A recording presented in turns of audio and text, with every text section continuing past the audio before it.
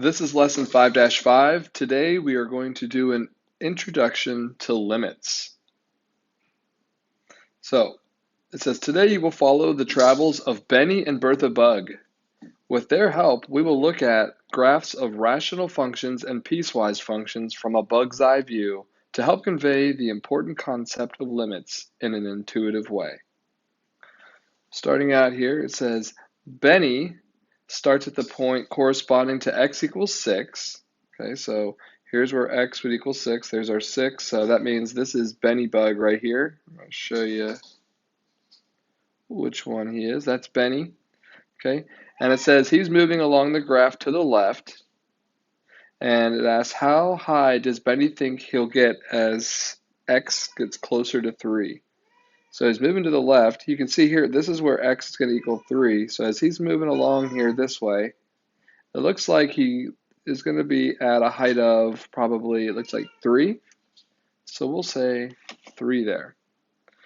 Now Benny's sister Bertha, okay, so we're talking about Bertha Bug, starts at the point corresponding to where x is negative 3. So if we look over here where x is negative 3, that means this must be Bertha.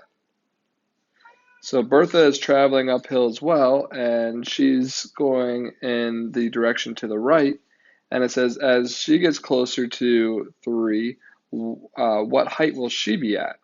So she's going to travel up here to here. So it looks like when she gets to 3, she'll probably be at a height of about 1.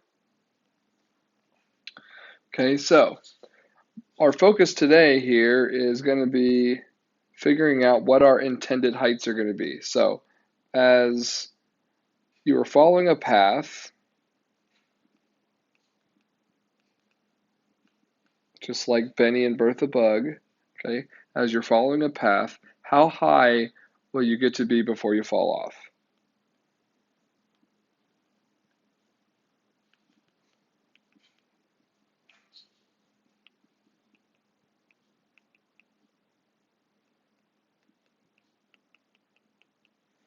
Okay, so it's just kind of like a simple way to think about it there, like if we were these bugs, right?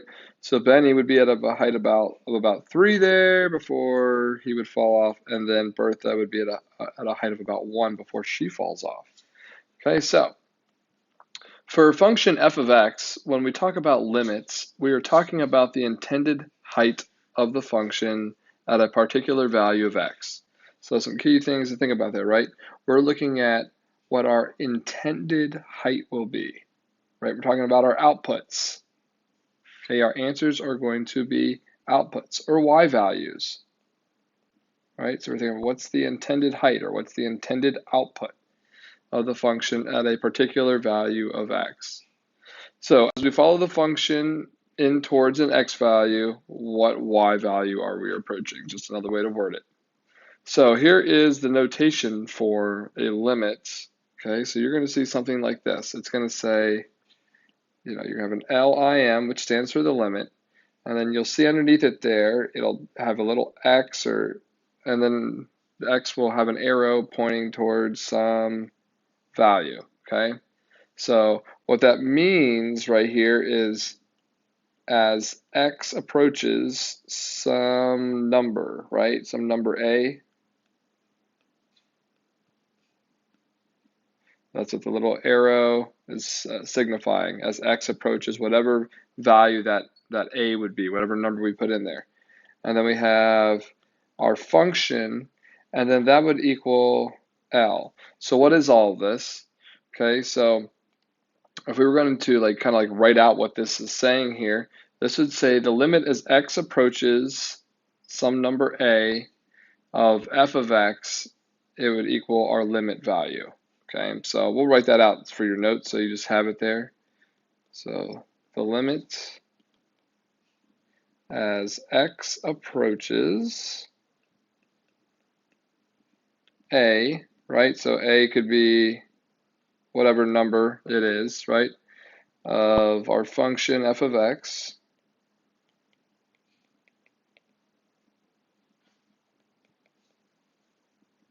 I would say that is L. Right, so, and in this case here, it is our limit, whatever our limit is, whatever our value is, right? L is going to be our answer. Okay, now I know when we're using just general terms here, sometimes it's hard to understand what's going on. So let's go ahead and look at some. Okay, so you've got a couple graphs here. We'll start with the top one. Now, the first thing here, when you see something like this, right, like f of 0, right, this is something you've seen before. This is just from algebra, right? This is saying when 0 is our input into function f, what is the output? So if we find 0, right, and we go up there and we look at what's the output, where's the function at? It looks like it's 2, right? So this is just old school algebra. What we're going to be looking at here, right, today is when we see something like the next one here, where it's talking about the limit as x approaches 0 of f of x, what is our intended height going to be? So as x approaches 0, right? So when you think about it here, right, as we approach 0 from this side, and we're approaching 0 from this side, right? Because 0 is our x value. So what is our intended height? Well, it looks like it is at 2, right? So in this case, we're going to say our intended height is 2. This is more along the lines of like Benny and Bertha. They're both heading towards 2, right? So you could even put that on the right. You're thinking about it. Benny and Bertha are both approaching 2.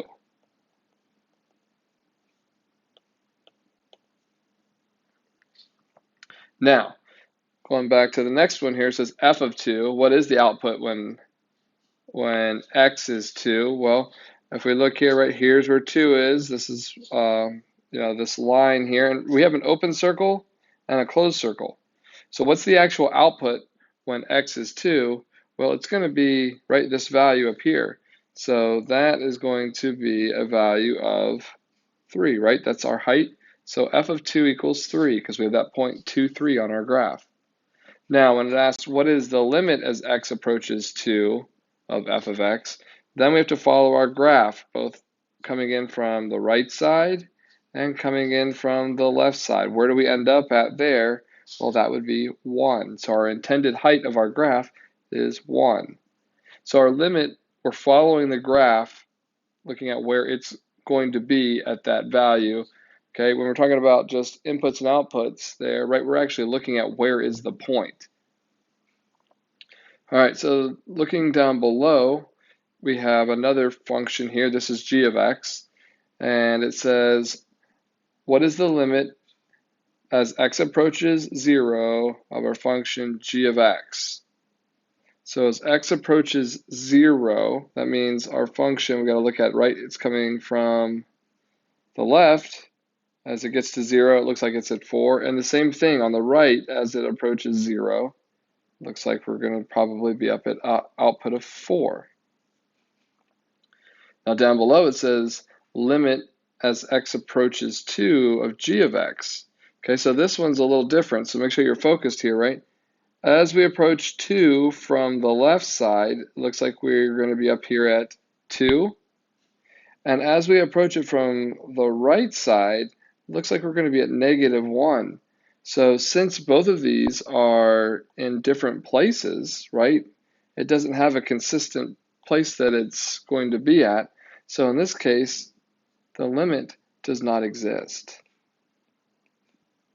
Okay, because they both need to be coming in to the same place. They both need to be coming in from the same place. So when there's this break here, okay, this is when we say a limit fails to exist if the function does not approach the same value from both sides. So one more time, jumping back here, we're not approaching the same value from the right and left. They're approaching different values.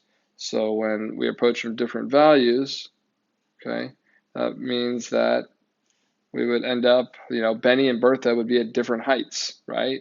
So the limit would not exist. Okay, and maybe you want to jot that. Just think about it this way. Benny and Bertha end up at different heights.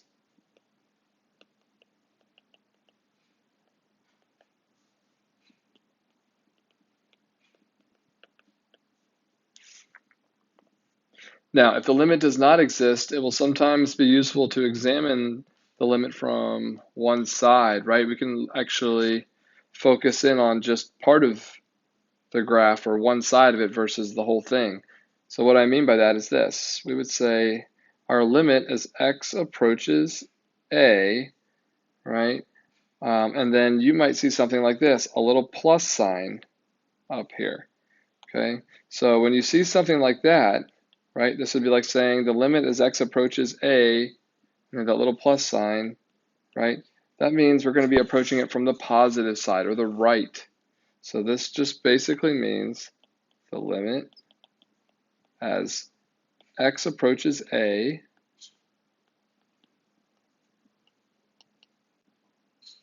from the positive side, right? We'd say, the positive side is the right side always, okay? And then if we wanted to approach it from the left side, we could say the limit as x approaches a, and then you're going to see a little minus sign up here, right, of f of x would equal some value. So we'd say here the limit as x approaches a from the negative side, which remember is the left side. Okay, so this is how we denote it. So we'll look at some here so you can actually see, this in play. So first graph here says the limit as x approaches 0 from the left. So this one means from the left. So when we look at where is 0, right here is 0. This is, the y-axis.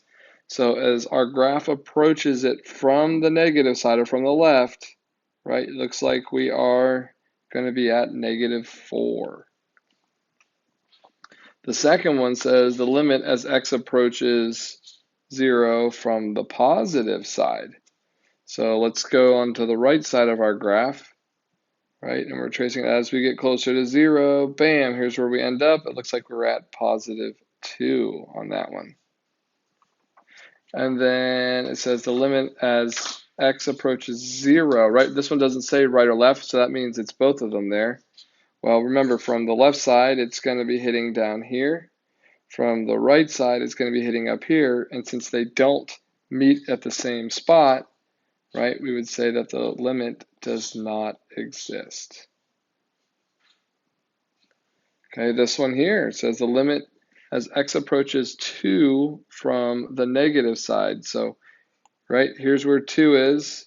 And as we follow our graph towards 2 from the left side, right, it's got that arrow and it looks like it's got an asymptote that it's going to be running up that way.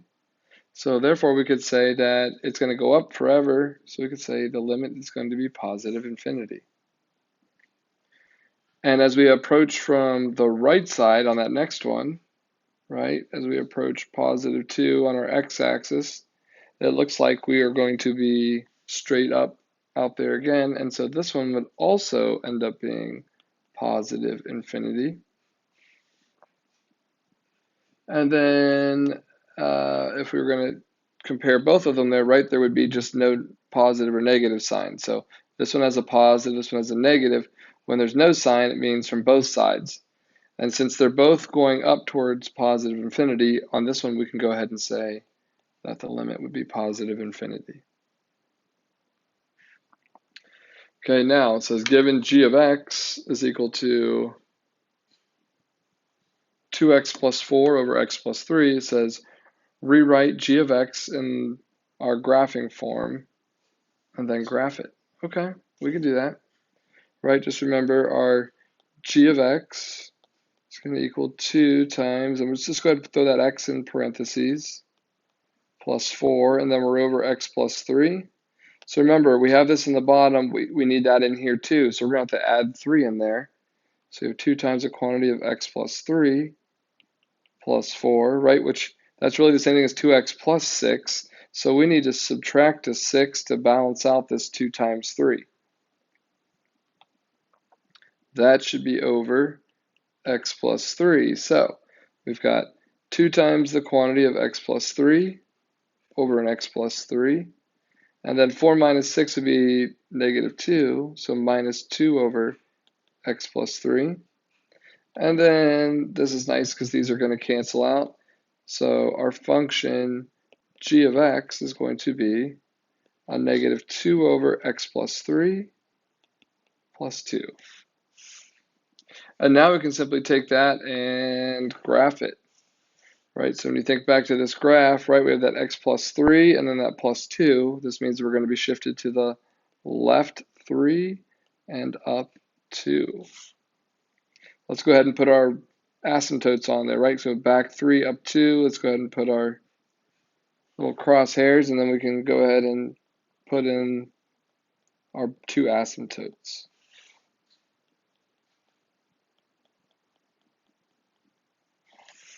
Okay, so looks like we've got, this is negative, and the stretch factor is 2. So hopefully you remember how to do that, right? If we started our locator point, we go to the left 1, and then we're going to go up, what, 2, right? And then we go back 2 and up 1. So this is what this part of our graph would look like, this part of our hyperbola.